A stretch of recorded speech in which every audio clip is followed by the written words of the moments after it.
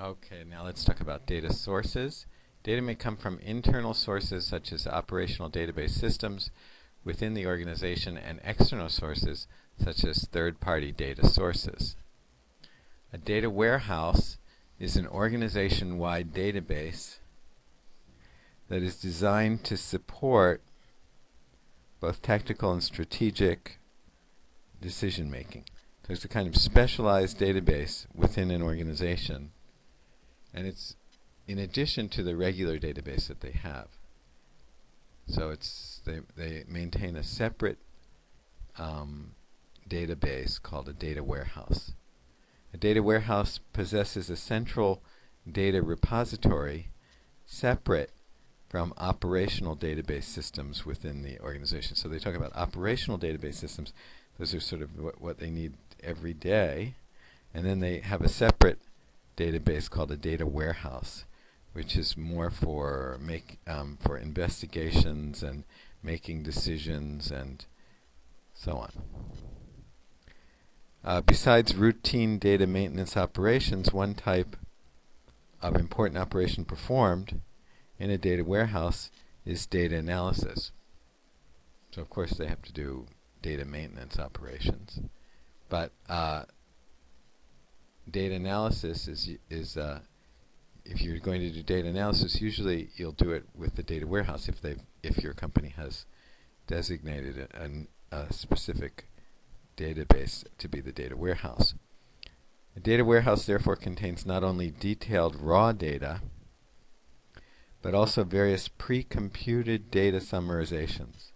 So it's like it's already done some of the work and it's storing it there for you so that you don't have to, so that these things can be obtained quickly. It is equipped with a wide range of query and data analysis tools, hopefully. So I guess like big companies like Oracle sell data warehouse systems, and they come with data analysis and data mining tools, I suppose. Data warehouses enforce the consistency and quality of organization-wide data in order to minimize the effects of poor quality data and ensure the validity of data analysis. So they go through their own routines to ensure the quality of the data. The data for data analysis purposes, the central repository contains data details, pre-computed data summaries, and descriptive data known as metadata. So all of this, well, the data details, the pre-computed data summaries, and the descriptive data is known as the metadata. So here we see the differences between an operational database and a data warehouse. So current data versus historical data. So it's not really exactly up to date, like it may not have today's data in it. Detailed original data, detailed and summarized data.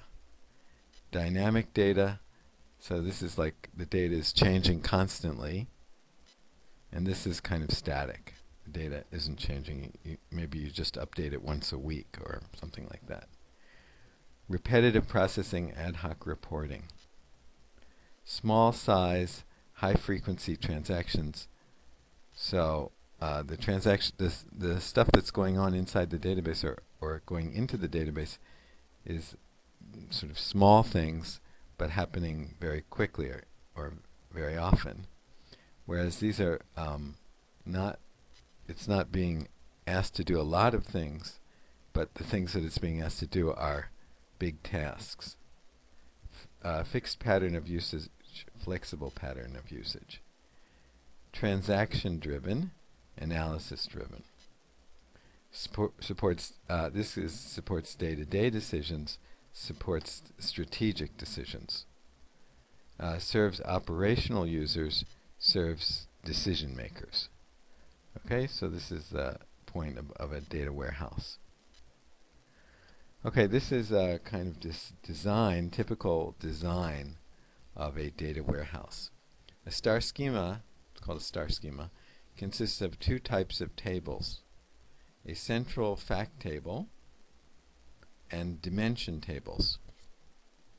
The central fact table stores most facts that make up data objects and are frequently used for data analysis purposes. So it stores most of the facts. Pre-computed data summaries can also be stored in the central fact table for convenience. The fact table may have very few details on specific entities.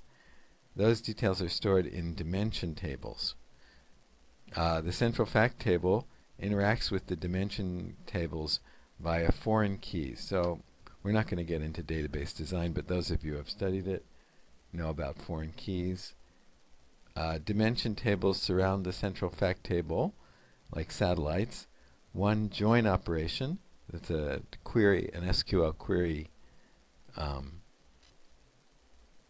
an SQL query, is sufficient to recover details of specific entities with the facts in the central table. So here we see that idea. So we have the fact table, the central fact table and the dimension tables outside. So like here's P1 and here's P1, or here's PJ, here's PJ. And so all the details are contained about any particular object, I guess, are contained in the dimension tables on the outside. And they're sort of they have ID keys sort of within the central fact table. The central fact table is normally large and changes proportionally little over time. The fact table must constrain its number of columns so that retrieval can be performed fast.